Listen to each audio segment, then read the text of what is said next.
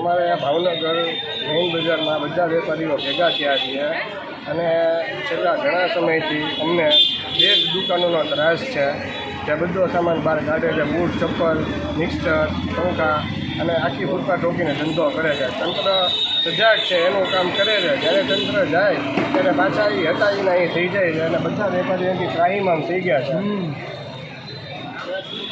જગ્યા મળતી નથી અને ફૂટપાથ રોકવાનું તો બરાબર છે. ફૂટપાથ પછી તે સફેદ પથ્થર સુધી પાર્કિંગ સુધીની જગ્યામાં માલ રાખે છે, જેના કારણે 10-15 ગાડી 15 સ્કૂટર 10-15 સ્કૂટરની જગ્યા રોકાય છે.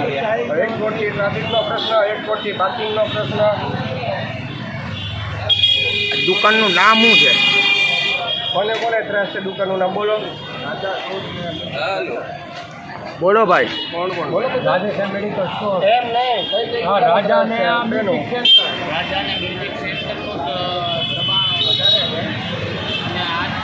બોલો, નામ બોલો.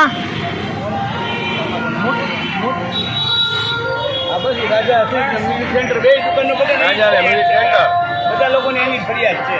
ને બીજી વસ્તુ એ કે જ્યારે પાર્કિંગ હોય ત્યારે પાર્કિંગની નીચે એ લોકો સામાન મૂકીને કેટલો છે ને વેપારીઓને હેરાન કરીને ગ્રાહકમાં કેટલી તકલીફ પડે છે, પબ્લિકને લોકોને આવતા કેટલી તકલીફ પડે છે. ઘણી જગ્યા રોકાય છે. રાતે 8:30 પછી જોરથી માઇક ઉગાડે.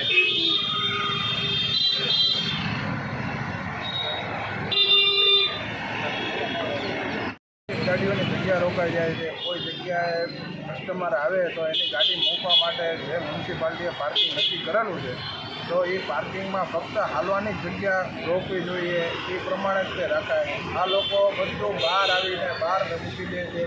જે ફૂટપાથ આખું ક્લિયર કરીને પછી આગળ પાર્કિંગને આખું ભરી નાખે.